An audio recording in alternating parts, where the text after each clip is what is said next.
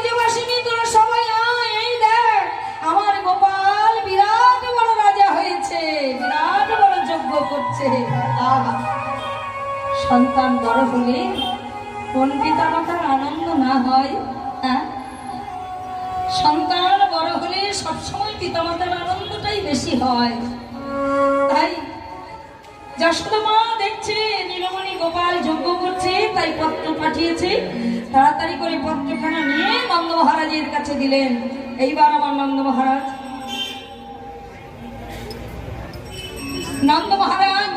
চারিদিকে নিমন্ত্রণ করে দিলেন।